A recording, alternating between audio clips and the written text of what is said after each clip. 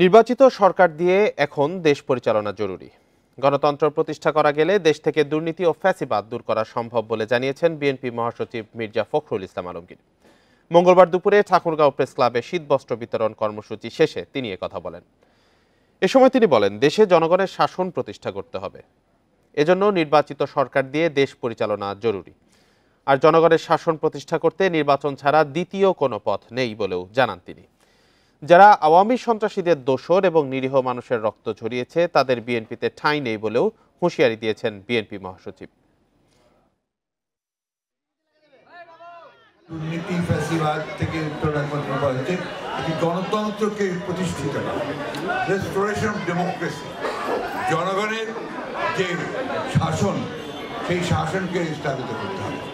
অর্থাৎ জনগণের যে পার্লামেন্ট, জনগণের যে নির্বাচিত যে পার্লামেন্ট, সেই পার্লামেন্ট দিয়ে দেশ পরিচালনা করতে হবে। দেশের রাজনৈতিক ও অর্থনৈতিক সংকট সমাধানে দ্রুত নির্বাচনের তাগিদ বিএনপির। রাজনৈতিক দলগুলোর সঙ্গে দূরত্ব কমিয়ে নির্বাচনী রোড ম্যাপ প্রকাশের আহ্বান জানিয়েছে গণ অধিকার পরিষদ। মঙ্গলবার বিকেলে রাজধানীর গুলশানে বিএনপি চেয়ারপারসনের কার্যালয়ে দলটির নেতাদের সঙ্গে বৈঠক করে গণ অধিকার পরিষদের নেতারা। আওয়ামী ফ্যাসিবাদ অপসারণে বিএনপির সঙ্গে যুগপৎ আন্দোলন করা দলগুলোর ধারাবাহিক বৈঠকের অংশ হিসেবে মঙ্গলবার বৈঠক করে গণ অধিকার পরিষদ ও গণফোরাম। পরে বিএনপি নেতা আমির খসরু মাহমুদ চৌধুরী বলেন, ৩১ দফা বাস্তবায়ন নিয়ে দলগুলোর সঙ্গে আলাপ হয়েছে। বিএনপি নির্বাচিত হতে পারলে সংস্কার কমিটির পরামর্শ সংসদে তুলবে। উপদেষ্টাদের কেউ কেউ বিরাজনীতিকরণের চেষ্টাও করছে বলে মন্তব্য করেন গণ অধিকার পরিষদের সাধারণ সম্পাদক রাশেদ খান। নির্বাচন অতি সত্বর হওয়া দরকার। একটি নির্বাচিত সরকার যত তাড়াতাড়ি ক্ষমতায় আসবে, যে বাংলাদেশের বর্তমান অর্থনৈতিক, সামাজিক, রাজনৈতিক এবং বৈদেশিক যে বিষয়গুলো আজকে আমরা সম্মুখীন হচ্ছি, সেগুলো একটা নির্বাচিত সরকারের পক্ষে দ্রুত সমাধান দেওয়া সম্ভব। নির্বাচনের জন্য অন্তর্বর্তী সরকারকে প্রয়োজনীয় সময় দিতে চায় বাংলাদেশ জামায়াতে ইসলামী। মঙ্গলবার দুপুরে গাইবান্ধায় কর্মী সমাবেশে কথা বলেন দলটির আমির ডাক্তার শফিকুর রহমান। তিনি বলেন, সুষ্ঠু নির্বাচনের জন্য সুষ্ঠু পরিবেশ দরকার, এজন্য অবশ্যই সময় দিতে হবে। আমরা দীর্ঘ ১৭ বছর ধৈর্য ধরেছি, কাজেই সুষ্ঠু পরিবেশ তৈরির জন্য বর্তমান সরকারকে তাদের চাহিদা মতো সময়ও আমরা দিতে চাই। আশা করি তাদের সম্মান করে দেয়া সময়ের মধ্যেই তারা সংস্কার কাজ শেষ করবেন। এ সময় নেতাকর্মীদের উদ্দেশ্যে জামায়াত আমির বলেন, আগামীর বাংলাদেশ হবে সাম্যের, বৈষম্যহীন। সব ক্ষেত্র থেকে বৈষম্য দূর করতে হবে, যেখানে সংখ্যাগুরু সংখ্যালঘুর ধর্মীয় ভেদাভেদ থাকবে না। অফিস আদালত থেকে ঘুষ দুর্নীতি নির্মূল করতে হবে, চাঁদাবাজি দখলদারি বন্ধ করতে হবে। এজন্য বাংলাদেশ জামায়াতে ইসলামী সর্বাত্মক সহযোগিতা করবে। সুষ্ঠু নির্বাচনের জন্য আগে সুষ্ঠু পরিবেশ বা সমতল মাঠ তৈরি করতে হবে, লেভেল প্লেইং ফিল্ড। এটার জন্য কিছু বেসিক সংস্কার লাগবে। সংস্কারের কাজে বর্তমান সরকার হাত দিয়েছে, তারা একটু সময় চেয়েছে। আমরা যখন 17.5 বছর ধৈর্য ধরতে পেরেছি, আমরা ইনশাল্লাহ আরো কয়েকটা দিন ধৈর্য ধরতে পারবো। প্রয়োজনীয় সংস্কার শেষে নির্বাচনের মাধ্যমে সরকার প্রতিষ্ঠা হবে বলে আশা খেলাফত মজলিসের। মঙ্গলবার দুপুরে রাজধানীর পল্টনে এক সংবাদ সম্মেলনে এই কথা জানান সংগঠনের মহাসচিব। আওয়ামী দুঃশাসনের বিচার, ফ্যাসিবাদের পুনরুত্থান ঠেকানো এবং দেশের সার্বভৌমত্বকে সুসংহত করে রাষ্ট্র গঠনে জাতীয় ঐক্য জরুরি বলেও মনে করে খেলাফত মজলিস।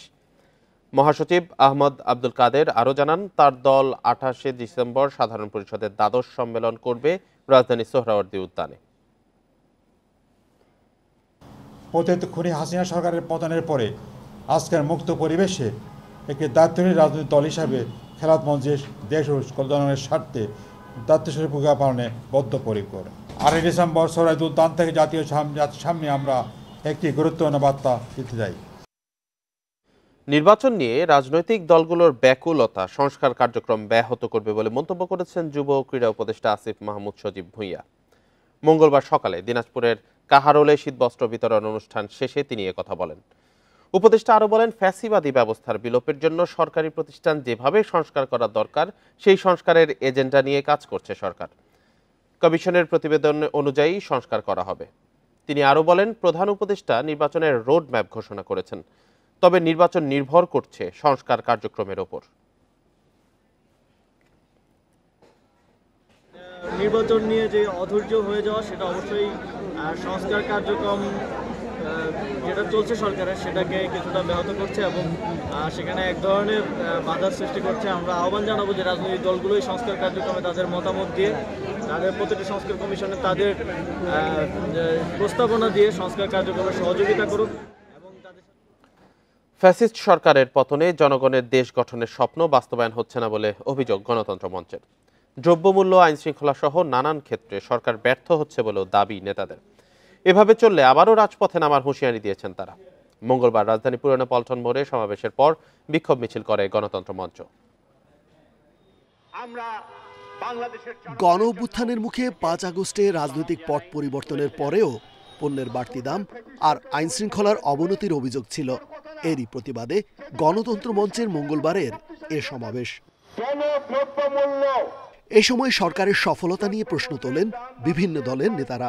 বলেন, সদিচ্ছা থাকলেও দেশ পরিচালনায় ব্যর্থতার পরিচয় দিচ্ছে অন্তর্বর্তী সরকার।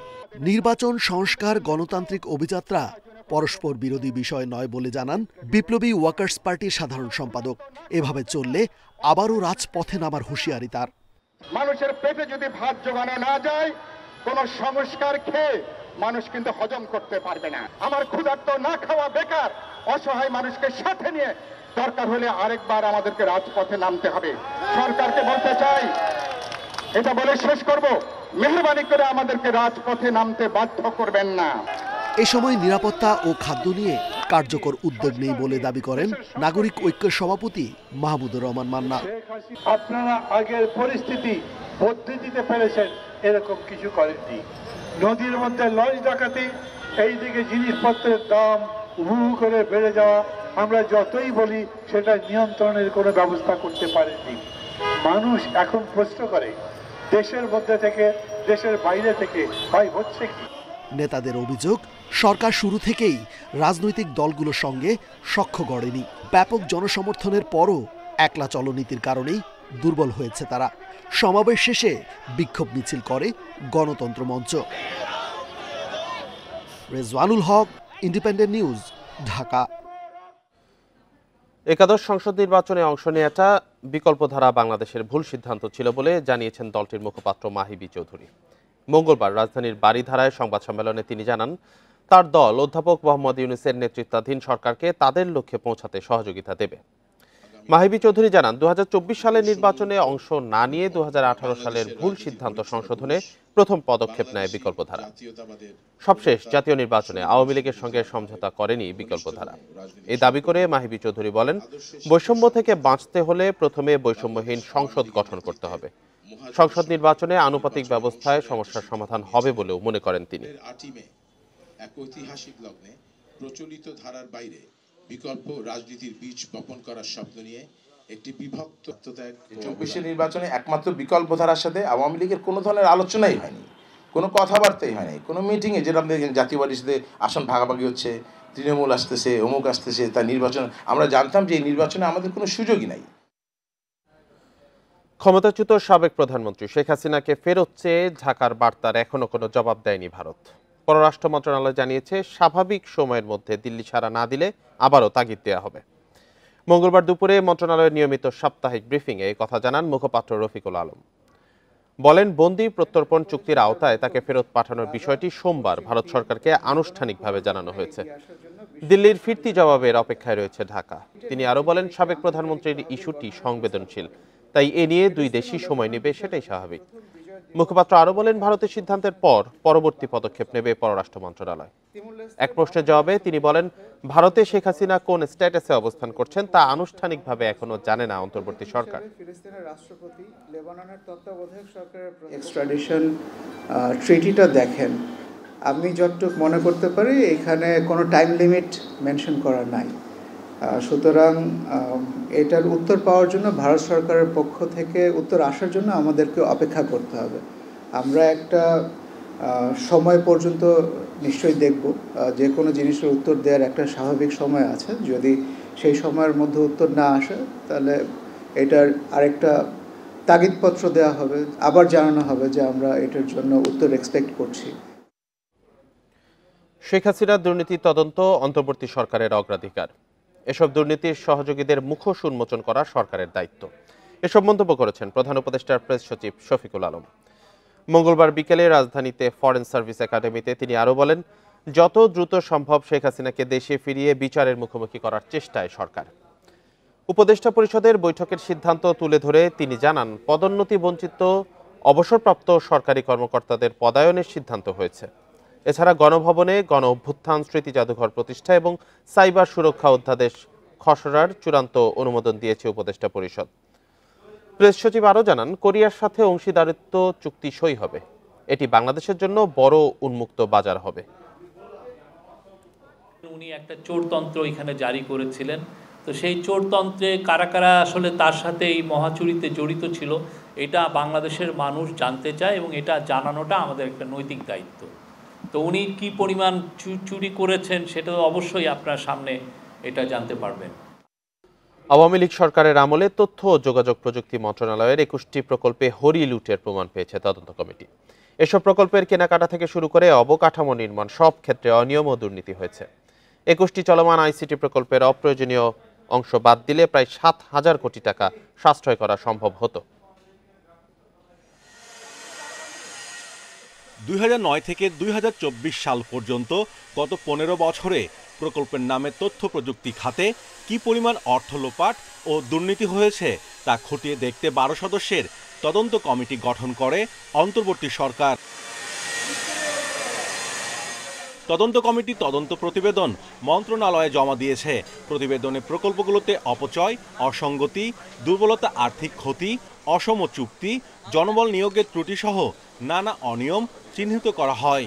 এই রিপোর্টের মধ্যে ফাইন্ডিংসগুলোর মধ্যে মূলত যেটা আছে যে অপ্রয়োজনীয় অঙ্গ সংযোজন, যেটাকে যদি আমরা এখন বাদ দিই প্রায় ৬,৯০০ কোটি টাকার কাজ কমানো সম্ভব হবে। এগুলো মোস্টলি ছিল পলিটিক্যালি মোটিভেটেড। ধরা যাক একজন মেম্বার অফ পার্লামেন্ট অথবা একটা বিশেষ পরিবারের সদস্যদেরকে খুশি করার জন্য এমন সমস্ত লোকেশনে এই প্রজেক্টগুলোকে সিলেক্ট করা হয়েছিল যেগুলোর আলটিমেটলি কোনো বিজনেস কেস নাই এবং এন্ড অফ দ্য ডে দেখা যাবে ওয়েস্টেজ অফ মানি, যেটা আমাদের বহু প্রকল্পের ক্ষেত্রে হয়েছে। সচিব বলেন, এই খাতে বিভিন্ন অনিয়ম ও দুর্নীতির সঙ্গে জড়িতদের চিহ্নিত করা হচ্ছে, তাদের বিরুদ্ধে ব্যবস্থাও নেওয়া হচ্ছে।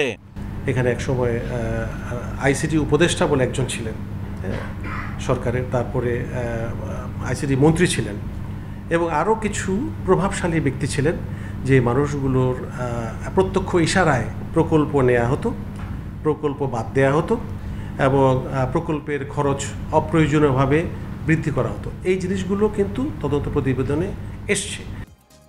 প্রতিবেদনে বলা হয়েছে, অনেক প্রকল্প নেওয়া হয়েছে যা তথ্য প্রযুক্তি বিভাগের দায়িত্বের আওতায় পড়ে না। এই ধরনের প্রকল্প বাস্তবায়ন করে অর্থের অপচয় করা হয়েছে। Mahmudul Hasan, Independent News, Dhaka. আখাউড়ায় নারীকে পুড়িয়ে হত্যার ঘটনায় প্রাথমিক জিজ্ঞাসাবাদে দায় স্বীকার করেছে ফারহান রনি। আজ তাকে তোলা হচ্ছে আদালতে। পুলিশের ধারণা, ধর্ষণে ব্যর্থ হয়ে শারমিনকে হত্যা করা হয়। আটক রনি উপজেলার দক্ষিণ ইউনিয়ন যুবলীগের সাধারণ সম্পাদক শাহনেওয়াজ ভূঁইয়ার ছেলে। এর আগে মঙ্গলবার ভোরে শারমিন বেগমকে রনি ডেকে নিয়ে যান বলে অভিযোগ রয়েছে। হত্যার পর ওই নারীর মাথা আলাদা করে পুঁতে রাখা হয় মাটিতে। পরে পুলিশ খণ্ডিত মরদেহ উদ্ধার করে। রনির বিরুদ্ধে মাদকসহ একাধিক মামলা রয়েছে।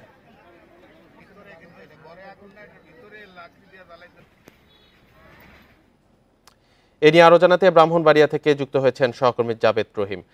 রহিম, প্রাথমিক জিজ্ঞাসাবাদে তো হত্যার দায় স্বীকার করেছে রনি, এখন পরবর্তী প্রক্রিয়া কি? জি, আমি কিছুক্ষণ আগে আখাউড়া থানার অফিসার ইনচার্জ এবং ওসি তদন্তর সঙ্গে কথা বলেছিলাম। তারা আমাকে জানিয়েছেন যে আজকে এই ফারহান রনিকে আদালতে থেকে দুপুরের দিকে, আর হচ্ছে যে সে এই ঘটনার এই হত্যাকাণ্ডের সঙ্গে তার জড়িত থাকার কথা স্বীকার করেছে ইতিমধ্যে পুলিশের সঙ্গে এবং তার তবে এটি কি কারণে এই হত্যাকাণ্ড ঘটেছে সেটি কিন্তু এখনো তারা পরিষ্কার করে পুলিশ বলছে না, যদিও তারা বলছে যে সেটি তারা আনুষ্ঠানিকভাবে জানাবেন যে এই হত্যাকাণ্ডের পেছনে ফারহান রনির কি ক্ষোভ বা জিজ্ঞাসা কাজ করছে সেটি তারা পরবর্তীতে সাংবাদিকদেরকে জানাবেন।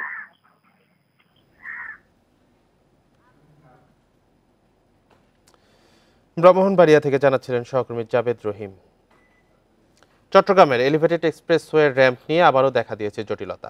এক্সপ্রেসওয়েটির কাজ সম্পন্ন করতে জিইসি মোড় থেকে ওঠার র্যাম্প নির্মাণের কাজ শুরু করেছে সিডিএ। তবে নগরপিতা ও নগরবিদদের আপত্তির মুখে কাজ শেষ হওয়া নিয়ে সংশয়ে কর্তৃপক্ষ। চট্টগ্রামের এলিভেটেড এক্সপ্রেসওয়েতে যানজট বাড়বে এমন ধারণায় গেল অক্টোবরে 15টি র্যাম্পের 6টি বাদ দেয় চট্টগ্রাম উন্নয়ন কর্তৃপক্ষ সিডিএ। বাকি 9টি র্যাম্প নির্মাণের কাজ চললেও নগর পরিকল্পনাবিদরা ব্যস্ততম জিসি জংশন থেকে উঠার র্যাম্পটি নিয়ে আপত্তি তোলে। নগরবিদরা মূল সড়কের প্রশস্ততা কমে যাওয়া ও যানজটের যুক্তি দিলেও সিডিএর দাবি এই র্যাম্প করা না হলে এলিভেটেড এক্সপ্রেসওয়ে অনেকটাই অকার্যকর হয়ে যাবে। আমাদের 9টা র্যাম্প করছি, তার মধ্যে কিন্তু টাইগার পাস র্যাম্পটা অলরেডি বাদ। তাহলে আপনি যদি জিসি র্যাম্পটাও বাদ দেন তাহলে মানুষ উঠবে কেমনে? মানুষ এখন উঠতেছে সেই মুরাদপুর এবং 2 নম্বর গেট থেকে। তাহলে তো আমি শহরটাকে তো আমি কানেক্টির মধ্যে আনতে পারলাম না। নগরীর লালখান বাজার থেকে পতেঙ্গা পর্যন্ত প্রায় 15 কিলোমিটার দীর্ঘ মূল এক্সপ্রেসওয়েতে গত আগস্টে যান চলাচল শুরু হয়। তবে লালখান বাজার ও টাইগার পাস অংশে উঠার র্যাম্প না থাকায় পতেঙ্গা যেতে ভোগান্তি হয়। এখানে একটা ব্যস্ততম স্কুল বাওয়া স্কুল সেখানে রয়েছে, সেখানে সারা চট্টগ্রামের লোক ঘুরে ফিরে ওই জিএসির দিকে তারা আসতে থাকে। কাজে এখানে যানজট আরও বাড়তে থাকবে এবং সেটা কোনো ক্রমে আমরা হতে দিব না। পূব দিকের গাড়ি সবগুলো যদি জিইসির মোড় থেকে উঠতে হয় তাহলে ওদেরকে 5 কিলোমিটার ঘুরতে হবে, একবার যাবে একবার আসবে। জনসাধারণকে নাগরিকদের এই দুর্ভোগ দেবার অধিকার তো তাদের নাই। তবে লালখান বাজার ও টাইগার পাসে র্যাম্প করার সুযোগ নেই বলছে নির্মাণকারী সংস্থা সিডিএ। যারা বিশেষজ্ঞ, যারা এটা প্রতিবাদ করছে জিইসি র্যাম্প নিয়ে, ওরা কিন্তু মিসলিডটা করছে। মিসলিড এই জন্য করছে যে তারা মনে করছে যে টাইগার পাসটা আমরা করব, টাইগার পাসে করাটা নিয়ে এটা বন্ধ করতে চাচ্ছে জিইসি র্যাম্পটা। তো জিইসি র্যাম্পটা তো বন্ধ করলে তো মানুষ কোন দিকে উঠবে? আমরা টাইগার পাস র্যাম্পটা তো করছি না। চট্টগ্রাম এলিভেটেড এক্সপ্রেসওয়ে নির্মাণে এখন পর্যন্ত ব্যয় হয়েছে 4,298 কোটি টাকা। Abdullah Rakib, independent news, Chattogram. আজ বড়দিন। সকাল থেকেই ত্যাগের মহিমা ও বিশ্ব শান্তির বার্তায় গির্জায় গির্জায় হচ্ছে প্রার্থনা। রাজধানী ফার্মগেট থেকে এই বিষয়ে জানাতে যোগ দিচ্ছেন সহকর্মী শাহরিয়ার অনির্বাণ। অনির্বাণ, বড়দিন উপলক্ষে উৎসবের আমেজ কেমন দেখছেন, আর এখন কি আনুষ্ঠানিকতা চলছে? দেখুন, বড়দিনের যে যিশু খ্রিস্টের জন্মদিন উপলক্ষে যে প্রার্থনার জাগ, সে জাগটি এখন শুরু হয়েছে। ঠিক ঘড়ির কাঁটা বলতে 9টার দিকে এই আনুষ্ঠানিকতা শুরু হয়। আমরা তেজগাঁর যে হলি চার্চ অবস্থান করছি, সেখানে আমরা দেখলাম যে ভোর 6:30টার সময় একটি জাগ অনুষ্ঠান শেষ হয়েছে। ঠিক 9টার সময় দ্বিতীয়বারের মতো আজকের দিনের যে মূল প্রার্থনা, সেই প্রার্থনাটা এখন শুরু হয়েছে। তো এই সময়ের ভিতরে আমরা দেখলাম যে খ্রিস্ট ধর্মাবলম্বী যারা রয়েছেন তারা এসছেন, নানান বয়সী যারা রয়েছেন তারাও এসছেন, এসে এই মূল যে প্রার্থনা, সেই প্রার্থনার সাথে তারা সম্পৃক্ত হয়েছেন। তো আমাদেরকে চার্চের পক্ষ থেকে যেটা বলা হয়েছে যে আজকে সারাদিন সাধারণত নানান উপাচার রয়েছে, মূলত যে মূল আকর্ষণটা থেকে থাকে সেটি হচ্ছে সকালবেলার এই প্রার্থনাটা। তো এই প্রার্থনাটাই থেকে মূলত এই যীশু খ্রিস্টের জন্মদিন উপলক্ষে যে বড়দিন, সেই বড়দিনের মূল আনুষ্ঠানিকতা শুরু হয়। তো এই বছরে তারা একটা বিষয় বারবারই তারা আলোচনা করছেন এবং প্রার্থনার ভিতরে তারা বলেছেন, সেটি হচ্ছে বিশ্বর যে শান্তি, সে শান্তির কামনাটা তারা করেছেন। আমরা জানি যে বেথলেহেম থেকে শুরু করে একেবারে মধ্যপ্রাচ্য এবং ইউক্রেন রাশিয়ার যুদ্ধ সবকিছু মিলে সারা বিশ্ব বেশ কয়েক বছর ধরে উত্তপ্ত হয়ে আছে, একটা হিংসা হানাহানির ভেতর দিয়ে যাচ্ছে। তো মানব সমাজের ভেতরে যেন যীশু খ্রিস্টের মানবতার বাণী, ভ্রাতৃত্বের বন্ধনে আবদ্ধ থেকে যেন সেই বাণীগুলো চর্চা করা হয়। পাশাপাশি বাংলাদেশে পরিবর্তিত পরিস্থিতির পর সারা বাংলাদেশ যেন শান্তির ভেতর দিয়ে চলে, সহমর্মিতার ভেতর দিয়ে চলে, রাজনৈতিক একটা সহ অবস্থান যেন তৈরি হয়, পরমত সহিষ্ণুতা যেন সমাজে প্রতিষ্ঠা পায়। এই বিষয়গুলো বারবারই যারা বিশপ রয়েছেন, যারা এখানে পুরোহিত রয়েছেন, তারা বারবারই বলছেন এবং যারা এখানে প্রার্থনার সাথে সংযুক্ত হয়েছেন তারা ওই কথাগুলি বারবারই নিয়ে আসছেন যে সামাজিক শ্রদ্ধাবোধ, পারস্পরিক শ্রদ্ধাবোধ এবং ভ্রাতৃত্বের বন্ধন এবং অসাম্প্রদায়িক বাংলাদেশের যে পথ চলাটি 1971 সালে শুরু হয়েছিল, সেই পথ চলাটি যেন আগামী দিনে আরও বেশি তীব্র গতিতে হয় এবং পারস্পরিক শ্রদ্ধাবোধের জায়গা থেকে যে সেগুলো যেন আরও প্রতিষ্ঠা পায়। তো সেই জায়গাগুলো থেকে আমরা দেখেছি। আর যেহেতু আজকে ছুটির দিন, উৎসবের আমেজেই খ্রিস্ট ধর্মাবলম্বীরা এখানে এসছেন, নতুন পোশাক সবার গায়ে আমরা দেখলাম, শিশু থেকে শুরু করে সব বয়সীদের ভিতরে ছুটির দিন, যার কারণে আজকে এই প্রার্থনা শেষ হওয়ার পরই যারা খ্রিস্টান ধর্মাবলম্বী রয়েছেন তারা আত্মীয় স্বজনের বাড়িতে যাবেন, তাদের আজকে বিশেষ দিনের জন্য কেক তৈরি করা হয়েছে, বিশেষ খাবার তৈরি করা হয়েছে এবং সেই খাবারগুলো তারা নিয়ে উৎসবের সাথে যুক্ত হবেন।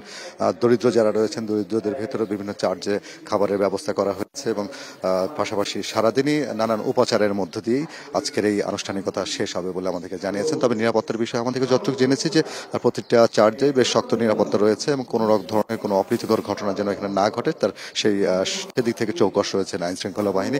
তবে এখানকার পুরোহিতরা আমাদেরকে নিশ্চিত করেছেন যে এই ধরনের কোনো এখন পর্যন্ত কোনো ঘটনা এখানে ঘটেনি বা কোনো সম্ভাবনাও নেই। বেশ উৎসাহ এবং আমেজের মধ্য দিয়ে বড়দিন উদযাপন হচ্ছে। এ ছিল আমার কাছে সর্বশেষ। শাহরিয়ার অনির্বাণ জানাচ্ছিলেন ফার্মগেট থেকে।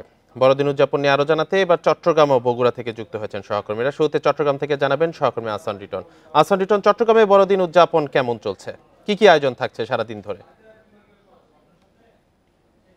আমরা আসলে ইতিপূর্বে জানিয়েছিলাম যে আজকে সকাল 8:30টায় চট্টগ্রামে যে পাথরঘাটা গির্জা রয়েছে সেই গির্জা সহ অন্যান্য যে সমস্ত গির্জা আছে সেখানে বিশেষ প্রার্থনার মধ্য দিয়ে, যেটিকে খ্রিস্ট জাগ বলা হচ্ছে, সেটির মধ্য দিয়ে আজকের দিবসের যে কর্মসূচি সেটি শুরু হয়েছে। এই মুহূর্তে আমার পেছনটায় যে গির্জা রয়েছে পাথরঘাটা পবিত্র জপমালা রানীর ক্যাথিড্রাল ধর্মপল্লী যে গির্জা, সেখানে সমবেত প্রার্থনা চলছে। তবে সেখানে প্রবেশাধিকার এই মুহূর্তে কিছুটা নিষেধাজ্ঞা রয়েছে, সেই কারণে আমরা সেখানে প্রবেশ করতে পারছি। আমরা দেখি সেখানে নগরের বিভিন্ন জায়গা থেকে অসংখ্য খ্রিস্ট ধর্মাবলম্বী যারা আসছেন তারা রয়েছেন এবং সারা বিশ্ব একটি সুন্দর সমাজ, দেশ তথা সারা একটি বিশ্ব, সুন্দর একটি বিশ্ব যাতে সবার সম্মিলিতভাবে গড়ে তোলা যায় সেই প্রার্থনায় এখন এই মুহূর্তে সবাই আসলে মগ্ন রয়েছেন। আমরা দেখেছি আজকে যে বড়দিন, এই বড়দিনকে উপলক্ষ করে যারা খ্রিস্ট ধর্মাবলম্বী রয়েছেন তারা একটি বছর অপেক্ষা করেন। আমরা দেখেছি এই আজকের দিনটিকে বরণ করার জন্য গত এক সপ্তাহ ধরে যে সমস্ত খ্রিস্টপল্লী এখানে রয়েছে সেখানে সাজরব আমরা দেখেছি, সেখানে ক্রিসমাস ট্রি সাজানো হয়েছে এবং সান্তা ক্লজের যে বিষয় সেটি আছে। একই সাথে যেই গোয়াল ঘরে যীশুখ্রিস্ট জন্ম নিয়েছিলেন সেই তার আদলে এখানে বেশ কিছু গোয়াল ঘর নির্মাণ করা হয়েছে, সেখানে নান্দনিক বাতি দিয়ে সেগুলোকে আরও আকর্ষণ করা হয়েছে। পাশাপাশি আমি দেখছি যে খ্রিস্টান গির্জাগুলোর পাশে যে কবরস্থানগুলো রয়েছে সেই কবরস্থানগুলোকেও নান্দনিক সাজে সাজানো হয়েছে। সেখানে যারা মারা গেছেন তাদের স্বজনরা আসেন এবং সারিবদ্ধভাবে তারা কবরে ফুল দিয়ে যাচ্ছেন। তারা দাঁড়িয়ে সেখানে যিনি মারা গেছেন তার বিদেহী আত্মার সদ্গতি কামনা করে তারা সেখানে প্রার্থনা করছেন। এটি ছাড়া নগরের যে সমস্ত বড় হোটেল রেস্টুরেন্ট রয়েছে সেখানেও আজকে আসলে বিশেষ আয়োজন রয়েছে। পাশাপাশি যে খ্রিস্ট ধর্মপল্লীগুলো রয়েছে সেখানে নানা রকম সামাজিক সাংস্কৃতিক আয়োজন চলছে। বলা যেতে পারে সবকিছু মিলিয়ে একটি উৎসবের নগরীতে পরিণত হয়েছে চট্টগ্রাম শহর। এ হচ্ছে চট্টগ্রাম থেকে আমার কাছে বড়দিনের এখন পর্যন্ত খবর। রিটন, সাথে থাকবেন। এবার বগুড়া থেকে যুক্ত হয়েছেন সহকর্মী জজিফ হোসেন। জজিফ, বগুড়ায় কি কি আয়োজন থাকছে, উৎসব মুখরতা কেমন দেখছেন?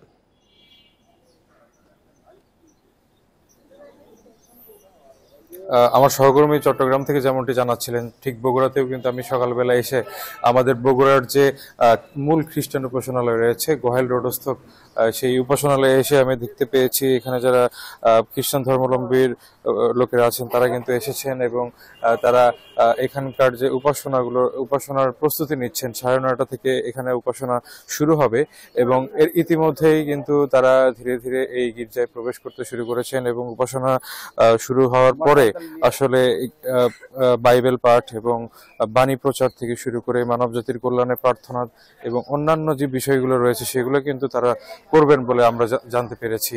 তো এখন আসলে গির্জায় আমি যদি আপনাকে বলি যে পুরো গির্জায় এত সুন্দর করে রঙিন কাগজ এবং আপনার বেলুন দিয়ে সাজানো হয়েছে যা আসলে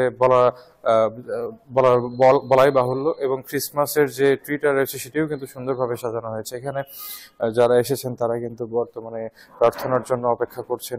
কিছুক্ষণের মধ্যেই এই প্রার্থনাটা শুরু হবে এবং তারা বলছেন যে দেশ ও জাতির কল্যাণে যাতে সবার ভালো হয় সেজন্যই কিন্তু তারা প্রার্থনা করবেন বলে আমরা জানতে পেরেছি। তো আমরা অন্যান্য যে জায়গাগুলোতে রয়েছে খ্রিস্টান ধর্মাবলম্বীদের যারা উৎসব হবে সেখানেও আমরা খোঁজ নিয়েছি, তারা সেখানেও খুব ভালো এবং আনন্দের সাথে এই দিনটিকে উদযাপন করবেন বলে আমরা জানতে পেরেছি এবং এখানকার যে আইন শৃঙ্খলা পরিস্থিতি দেখতে পেয়েছি, সকাল থেকেই পুলিশ এবং সেনাবাহিনীর সদস্যরা এই খ্রিস্টান ধর্মাবলম্বীদের যে উপাসনালয় রয়েছে সেখানে এসে তারা নিরাপত্তার দায়িত্ব পালন করছেন। একই সাথে যারা এখানকার যিনি সভাপতি রয়েছেন রবিন মারান্ডি, তিনি বলেছেন যে আসলে সার্বিক পরিস্থিতি বিবেচনায় এবারের বড়দিনের উৎসব কিন্তু একটু ভিন্ন হতে পারে। সেক্ষেত্রে এই ভিন্নতার মধ্যে তারা বলছেন যে উৎসব মুখর একটি পরিবেশে তারা এবারের আয়োজনটি করবেন বলে আমরা জানতে পেরেছি। উৎসব মুখর পরিবেশে বড়দিন উদযাপিত হচ্ছে। চট্টগ্রাম ও বগুড়া থেকে জানাচ্ছিলেন আমাদের সহকর্মীরা। ইসলামী ব্যাংকের ব্যবস্থাপনা পরিচালক মনিরুল মাওলাকে অব্যাহতি দিয়েছে পরিচালনা পর্ষদ। এর আগে ঋণ জালিয়াতির অভিযোগে এস আলম পরিবারের পাশাপাশি নিজের নামে মামলা হওয়ার পর রোববার থেকে কর্মস্থলে যাচ্ছেন না মনিরুল মাওলা। 2017 সালে এস আলম গ্রুপ ইসলামী ব্যাংক দখলের পর অতিরিক্ত ব্যবস্থাপনা পরিচালক হিসেবে পদোন্নতি পান মোহাম্মদ মনিরুল মাওলা। তার বাড়ি কক্সবাজার জেলায়। 2020 সালে তাকে এমডি পদে নিয়োগ দেওয়া হয়। ব্যাংকের নিরীক্ষায় পাওয়া গেছে, ইসলামী ব্যাংকের নিয়ন্ত্রণ নেয়ার পর এস আলম গ্রুপ ও তাদের স্বার্থ সংশ্লিষ্ট বিভিন্ন প্রতিষ্ঠান প্রায় 73,000 কোটি টাকার ঋণ বের করে নিয়েছে। এই অর্থ ব্যাংকটির মোট ঋণের প্রায় 50%।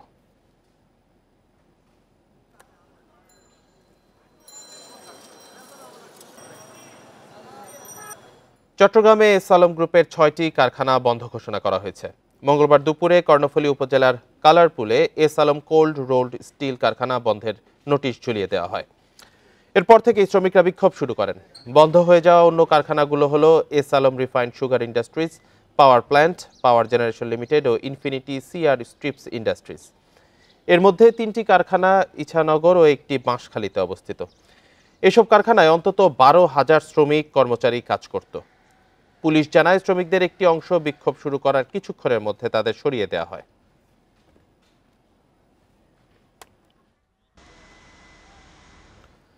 রক্ষণাবেক্ষণ না হওয়ায় অচল হয়ে পড়েছে ফেনী শহরের বেশিরভাগ সিসিটিভি ক্যামেরা। ফলে যথাযথ প্রমাণের অভাবে পার পেয়ে যাচ্ছে অপরাধীরা। চুরি ছিনতাই বৃদ্ধি পাওয়ায় আতঙ্কে শহরবাসী। যত দ্রুত সম্ভব সব ক্যামেরা সচল করার আশ্বাস প্রশাসনের।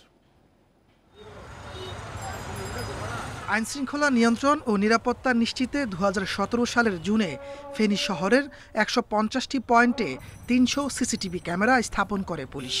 তবে দীর্ঘদিন ধরে রক্ষণাবেক্ষণ না করায় অচল হয়ে পড়েছে বেশিরভাগ ক্যামেরা। স্থানীয়রা বলছেন, ক্যামেরা নষ্ট হওয়ায় থাকছে না অপরাধের প্রমাণ। ফলে সহজেই পার পেয়ে যাচ্ছেন অনেক অপরাধী। এ সুযোগে বেড়েছে অপরাধের সংখ্যাও। কর্তৃপক্ষের উচিত হবে সিসি ক্যামেরাগুলো সচল করে দেওয়া, যারা অপরাধ চক্রগুলো ধরা খায়। আমরা চাই সিসি ক্যামেরাগুলো যেন খুব দ্রুত লাগানোর ব্যবস্থা জেলা প্রশাসনের কাছে আমরা জোর দাবি জানাচ্ছি। আইন শৃঙ্খলা রক্ষায় ক্যামেরাগুলো দ্রুত সচল করার দাবি জানিয়েছেন স্থানীয় ব্যবসায়ীরাও। অতি দ্রুত ব্যবস্থা নেওয়ার জন্য আমরা প্রশাসনের সকল উচ্চ মহলের প্রতি সহৃদয় স্বনির্বন্ধ অনুরোধ করব। নষ্ট ক্যামেরা আবারও সচল করতে জেলা প্রশাসন, পুলিশ ও পৌরসভা কর্তৃপক্ষের মধ্যে সমন্বয়ের চেষ্টা চলছে। উচ্চ ক্ষমতা সম্পন্ন আমরা সিসি ক্যামেরার মাধ্যমে যে সার্ভেইলেন্স সিস্টেম সেটি আমরা রাখবো এবং সেটি পৌরসভা যেমন তার তত্ত্বাবধানে থাকবে এবং সেটি পুলিশ প্রশাসনও ব্যবহার করতে পারবে। এগুলো নিয়ে আমাদের কার্যক্রম চলমান আছে। আমরা জেলা প্রশাসক মহোদয়ের সাথে কথা বলেছি এবং পৌর প্রশাসক মহোদয়ের সাথে কথা বলেছি। আমরা বসে একটা সিদ্ধান্ত নিতে চলেছি যে এই সিসি ক্যামেরাগুলো আমরা পুনরায় স্থাপন করা যায় কিভাবে। 6 মাসে চুরি, ছিনতাই ও হামলার শতাধিক অভিযোগ পেয়েছে পুলিশ। মামলা হয়েছে 35টি। Independent news.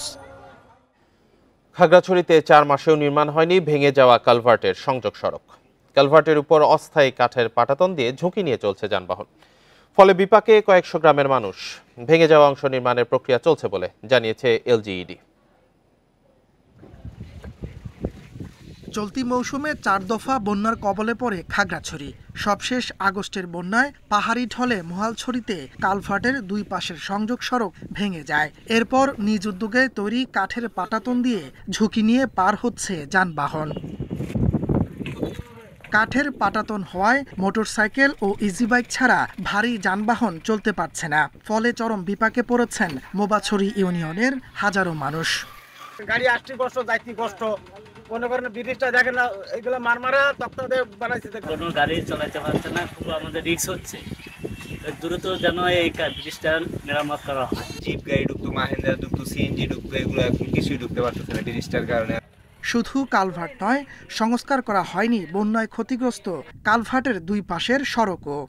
যখন পানি উঠেছিল তখন হচ্ছে যে এগুলো পানিতে ভরে গেছিল, তো যেটার কারণে হচ্ছে এখানে রাস্তার ধারেগুলো হচ্ছে যে মানে ভেঙে গেছে। সড়ক সংস্কার পাশাপাশি ভাঙন এলাকায় নতুন কালভার্ট নির্মাণের আশ্বাস এলজিইডির। আমরা চেঙ্গি ব্রিজ থেকে চেঙ্গিনালা পর্যন্ত এই রাস্তা পুরোটাই আমরা ব্রিজের সাথে ওটা সব আমরা করবো আর কি, রিভ্যালুয়েশন করবো, পুনঃমেরামত করবো, আপ করবো। মহালছড়ির সাথে মোবাছড়ি ইউনিয়নের যোগাযোগের একমাত্র মাধ্যম কালভার্টটি। এর উপর দিয়ে প্রতিদিন 4 থেকে 5 হাজার মানুষ চলাচল করে। Independent news. নাব্যতা সংকট ও ডুবোচরের কারণে মানিকগঞ্জের পদ্মায় প্রায় প্রতিদিনই আটকা পড়ছে পণ্যবাহী জাহাজ। সার, খাদ্যপণ্য সহ বিভিন্ন মালামাল সঠিক সময়ে গন্তব্যে পৌঁছাতে না পারায় লোকসানের মুখে ব্যবসায়ী ও জাহাজ মালিকরা। ঘটছে ডাকাতিও। কার্যকর পদক্ষেপ না নিলে সংকট বাড়ার আশঙ্কা খাত সংশ্লিষ্টদের। বর্ষার পানি কমার সাথে সাথেই পদ্মা যমুনায় জেগে ওঠে অসংখ্য ডুবোচর। মানিকগঞ্জের বাহাদুরপুর থেকে সিরাজগঞ্জের লতিফপুর পর্যন্ত নৌপথে এমন ডুবোচর রয়েছে অন্তত 8টি পয়েন্টে। ফলে চট্টগ্রাম, মোংলা সহ বিভিন্ন বন্দর থেকে আসা পণ্যবাহী জাহাজ আটকা পড়ছে হরিরামপুরের আন্ধারমানিক ঘাট সহ বিভিন্ন এলাকায়।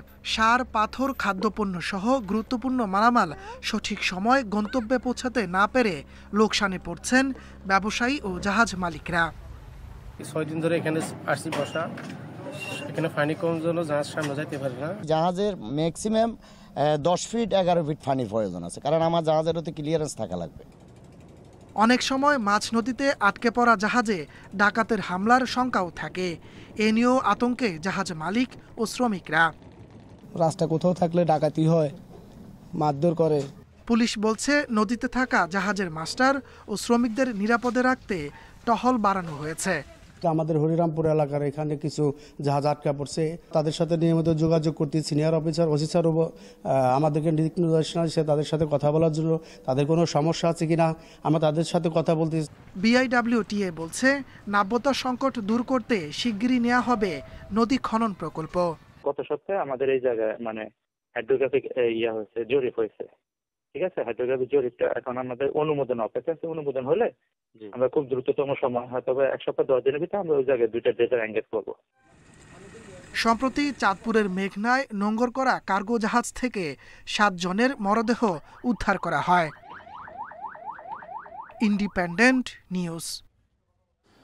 সুনামগঞ্জের হাওরে বোরো মৌসুমের আবাদ শুরু হলেও ফসল রক্ষা বাঁধের কাজ শুরু হয়নি।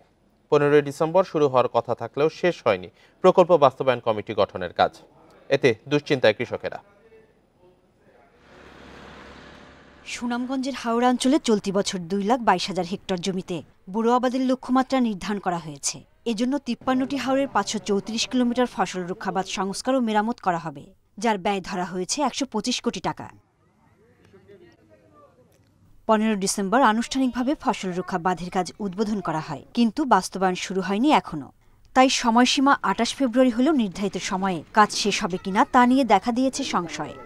বেড়িবান্ধের উপলক্ষে যদি সঠিক টাইমে হয় তাহলে আমাদের মনে হয় অনেক উপকার হইব। যদি বেড়িবাঁধটা যে সময়ের কাছে দিছে, এই সময়ের কাছে দিলে যেমন আমরা শান্তি শৃঙ্খলায় গৃহস্থীরা তুলতে পারি। যদি মনে হলো তোমার এই বান টান তোমার ঠিক মতো দেওয়া যে আমরা যেমন একটু শান্তি মতো থাকি তোমার ধানটা তুলতাম পারি। পানি উন্নয়ন বোর্ড জানিয়েছে প্রকল্প বাস্তবায়ন কমিটি গঠনে দেরি হয় কাজ শুরু করা যাচ্ছে না। এবং পানিটা কমতে আরও 10-12 দিন সময় লাগবে। 10-12 দিন পরে হয়তো কাজটা ফুল সুইংয়ে শুরু হবে। এবং আমাদের যে উপজেলাতে পিএসি গঠন হচ্ছে এবং এটা খুব সতর্কতার সাথে পিএসি গঠন হচ্ছে, যাচাই বাছাই করে গঠন করা হচ্ছে। সুনামগঞ্জের ফসল রক্ষা বাঁধ সংস্কারের কাজ করে 374টি প্রকল্প বাস্তবায়ন কমিটি। Independent news.